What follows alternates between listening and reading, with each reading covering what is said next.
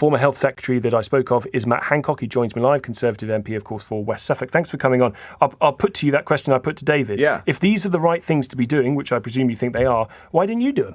Yeah, well, we made progress on a whole series of these things, like the pension rules, for instance, which used to also affect hospital doctors, and fixing the pension rules to stop the incentive to go part-time for GPs is like the last piece of that reform. And I warmly welcome it, and I think it's been very broadly welcomed. It's so perverse, though, isn't it? Isn't it utterly crazy that was in the system for so long? Yeah, totally. But why is it so hard to change? Because it's expensive.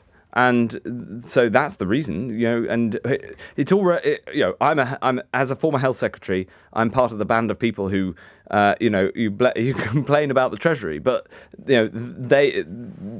these things have to be paid for, and that's the Treasury's job. So you're saying that perverse incentive that saw doctors and GPs leave the profession because was allowed because the Treasury said we're not going to pay to change this? Well, it's a much more complicated, involved, and, dare I say it, boring story as to why it ended up like this. So the reason was that the Treasury changed the overall rules about pensions to make them less generous for very well-off people. And GPs and other doctors are in the top bracket of pay.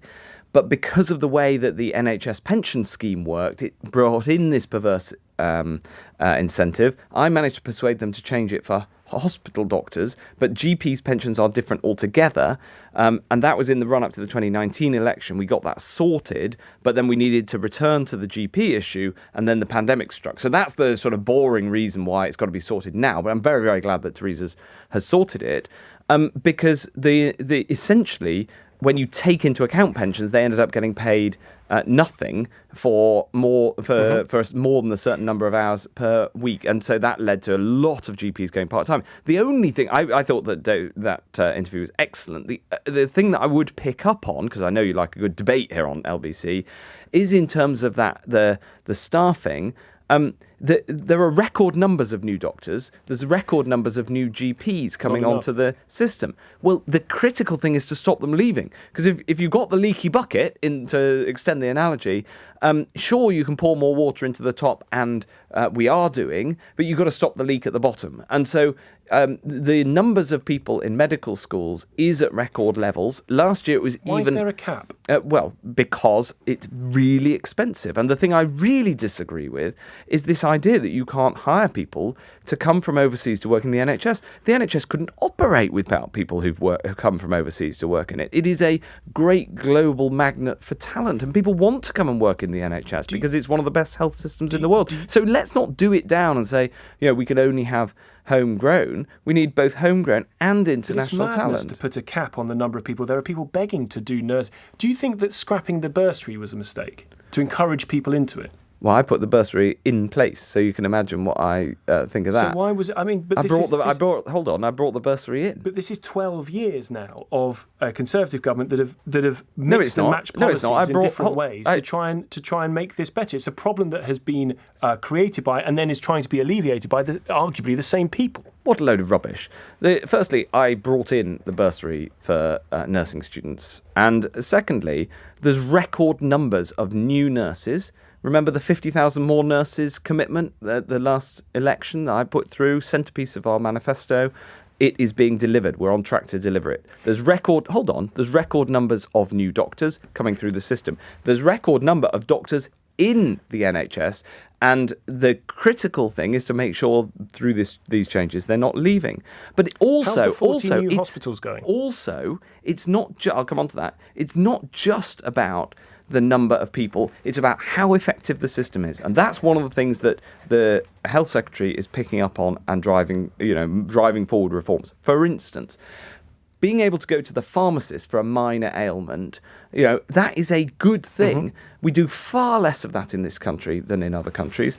And the reform, I kicked off the reforms to that contract. That's being brought in. I think it's excellent because you've got to think about how you use your resources as well as how many resources you've got. The 14 new hospitals thing was just a lie, wasn't it? No. Why not?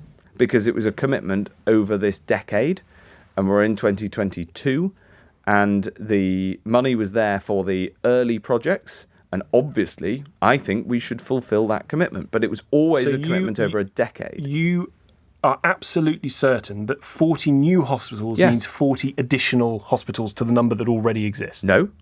Right, so in what way it's are they not new 40, hospitals? Oh my God, this is like a rerun of the 2019 general election campaign. But it matters to people, Matt, yes, that's right. People, exactly. People were under the impression that it meant 40 additional hospitals. And what they actually are told No, they weren't. Actually, they weren't, because we were really clear about the language. And I had this out many times during that election campaign. And it doesn't matter if you or Piers Morgan gets your language wrong. What matters is what politicians say, the commitments they make. We made two major commitments. 50,000 more nurses. That is additional nurses over and above. Because, of course, lots of nurses retire each year. Absolutely. You need to have 50,000 more coming in than go out.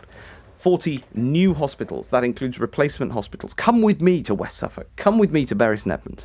And there you will find a hospital that is literally falling down. It needs an urgent replacement. It's getting one. It's in the 40 hospitals programme. They've bought the land next door to the hospital. They've got the architect's plans. They're going to build a new hospital. Fantastic. It is a replacement of the existing West Suffolk hospital that was put up 40 years ago, supposed to last, this length of time, actually supposed to have been replaced a bit ago, is now ready for replacement. That is a new hospital. Is the refurbishment of an A&E ward inside a hospital a new hospital? No. So why is there an attempt to try and spin it as a new hospital? Where?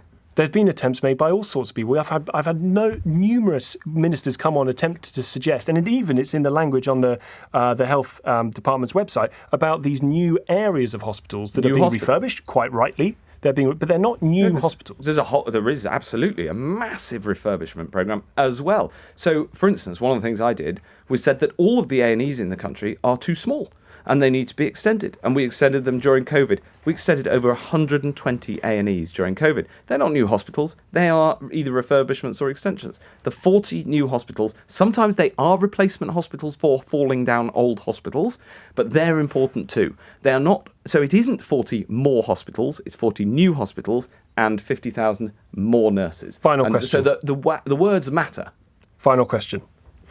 How are GPs going to be punished or incentivised further to see people inside 2 weeks? What would you encourage the health secretary to do to GP surgeries who do not see patients inside 2 weeks, as she said? Well, it's about how you structure the GP contract, because GPs are contractors into the NHS. They're not generally direct employees. And within that contract, you can make it clear the requirements, and you can put in place penalties. It's absolutely standard practice within the GP contract. So when Therese Coffey said this morning, if there's a league table published, patients can decide for themselves if it's not a good one, they can go elsewhere, and that will change the funding for the GP surgery that loses the patient. So they will be, in effect, financially penalised, but through the patient leaving if they don't do it well enough within 2 weeks. Yeah, that sort of thing. So I haven't... it's eminently doable through the GP contract and the way that contract works. And what matters is that the contract needs to be there to work for GPs, of course, to make sure that they are incentivised to do their job. But anyway, for most GPs, it's a vocation. But also critically for patients. And that's what the new Health Secretary is very focused on. Good to speak to you. Matt Hancock, former Secretary of State for Health and Social Care, Conservative MP for West Suffolk. We'll come